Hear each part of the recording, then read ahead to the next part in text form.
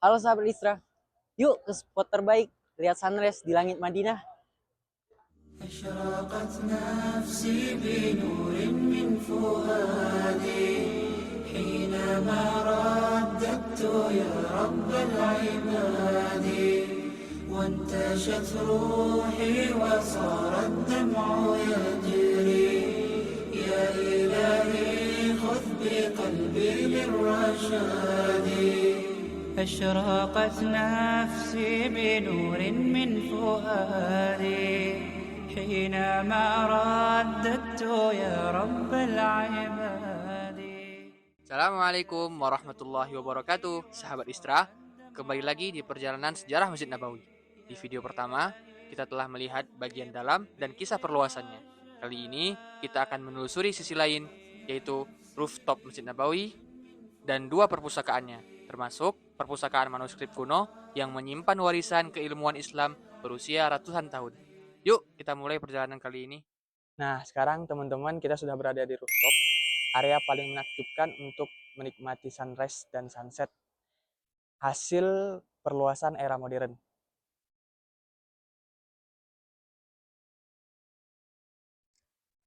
Nah guys, rooftop ini ada di lantai paling atas Masjid Nabawi yang bisa diakses lewat eskalator ataupun tangga manual.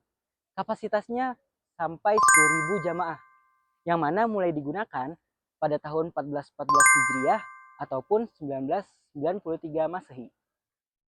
Selain digunakan untuk sholat, rooftop juga menjadi tempat iktikaf bagi jamaah di bulan Ramadan.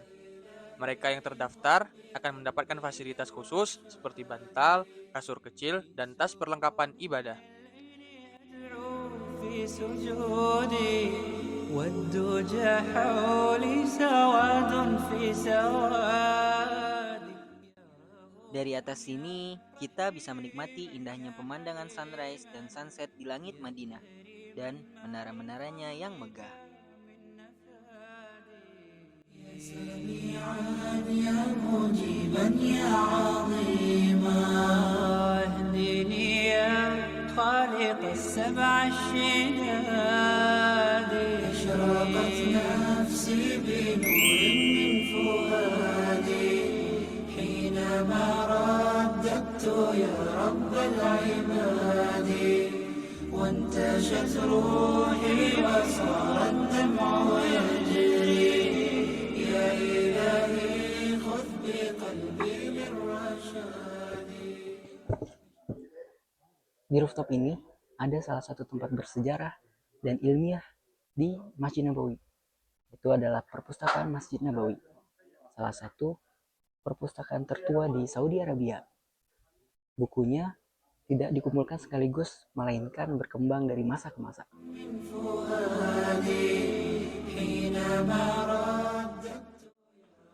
Perpustakaan Masjid Nabawi memiliki berbagai bagian.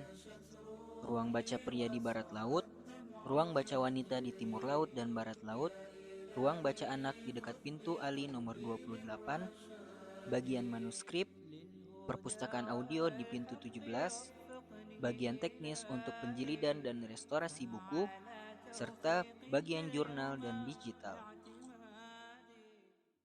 Jadi guys, perpustakaan Masjid Nabawi ini sudah ada semenjak sebelum terjadinya kebakaran yang kedua pada Masjid Nabawi pada tahun 886 Hijriah yang disebabkan karena sambaran petir dan runtuhnya salah satu menara.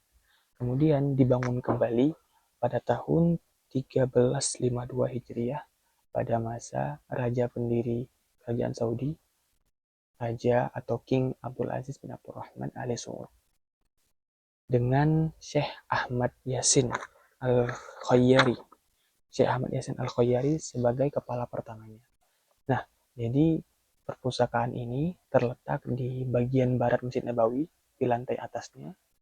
Kemudian luasnya yang sekarang sekitar 744 meter persegi, yang dapat menampung kurang lebih 300 pengunjung per jamnya.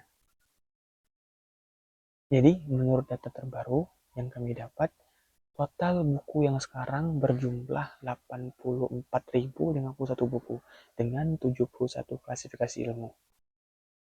Kemudian bukunya tidak hanya mencakup buku cetak saja, melainkan ada buku digital, dokumen, dan manuskrip langka. Banyak buku-buku ini yang asalnya awalnya berasal dari wakaf para ulama, kemudian juga cendekiawan, dermawan, dan keluarga kerajaan. Bahkan salah duanya adalah 2 lemari besar kuno yang sudah ada semenjak tahun 584 Hijriah.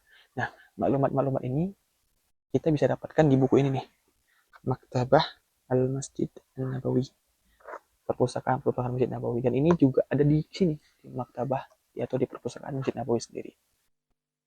أشرقت نفسي بنور من فؤادي حينما رددت يا رب العباد وانتشت روحي وصار الدمع يجري. Perpustakaan ini juga menyediakan 71 komputer untuk akses digital seluruh koleksi buku dan rekaman pelajaran yang ada di Masjid Nabawi. Selain itu, tersedia koleksi lebih dari 22 bahasa, termasuk 6 mushaf dan 67 buku untuk penyandang tunanetra. وصار الدمع يجري يا إلهي خذ بقلبي للرشاد أشرقت نفسي بنور من فؤادي حينما رددت يا رب العباد وانتشت روحي وصار الدمع يجري يا إلهي خذ بقلبي للرشاد في سكون الليل أدعو في سجودي والدجى حولي سواد في سوادي يا رؤوفا يا رحيما يا حليما يا كريما ما لفضلك من نفاد. Sekarang kita menuju ke perpustakaan manuskrip langka Masjid Nabawi yang letaknya di lantai 2 dekat pintu Utsman.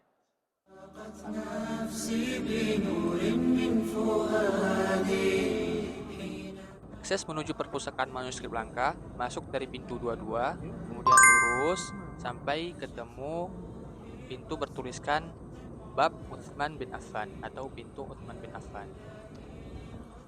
Kemudian dari situ kita tinggal berjalan sedikit lagi sampai keluar dari gerbang. Di sebelah kanan ada pintu kecil menuju tangga yang bertuliskan Al-Wakalah Al-Musa'adah Lil Makhtutat Wal Kutub An-Nadirah atau Badan Pembantu Perpustakaan Naskah dan Manuskrip Langka.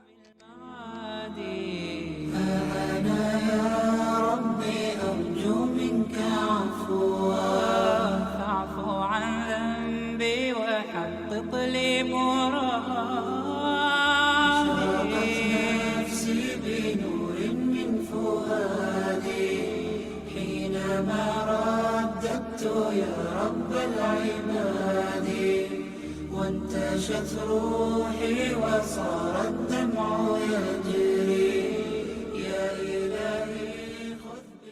Bagian ini berada di bawah naungan perpustakaan Masjid Nabawi yang menyimpan ribuan manuskrip asli, versi foto, digital, dan buku-buku langka lainnya. Nah, bagian ini juga berfokus pada pelestarian warisan keilmuan Islam klasik yang mana dengan teknologi modern. Salah satunya adalah alat restorasi, sterilisasi, dan penjilidan. Supaya apa? Tujuannya supaya manuskrip-manuskrip langka dan kuno ini tidak hilang dimakan masa, teman-teman. Tempat ini menampung lebih dari 4.000 manuskrip asli, 260.000 judul digital, lebih dari 7.000 buku langka, terbuka 24 jam untuk pengunjung seluruh dunia. Tempat ini menjadi salah satu pusat ilmu tertua di dunia Islam yang masih aktif hingga kini, menggabungkan antara warisan klasik dan teknologi modern di bawah atap Masjid Nabawi.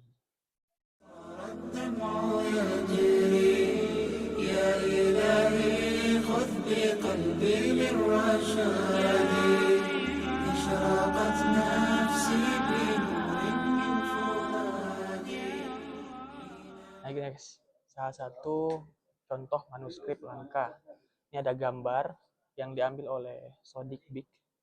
أشرقت نفسي بنور من فؤادي حينما رددت يا رب العباد وانتشت روحي وصار الدمع يجري يا إلهي خذ بقلبي للرشاد أشرقت نفسي بنور من فؤادي حينما رددت يا رب العباد وانتشت روحي وصار الدمع يجري. Masjid Nabawi bukan hanya tempat ibadah, tapi juga pusat ilmu, sejarah, dan inspirasi.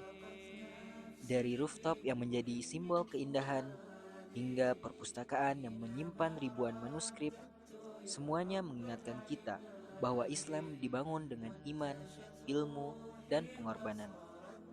Semoga perjalanan ini menambah kecintaan kita kepada rumah Rasulullah SAW dan memotivasi kita untuk terus menuntut ilmu. الليل أدعو في سجودي والدجى حولي سواد في سواد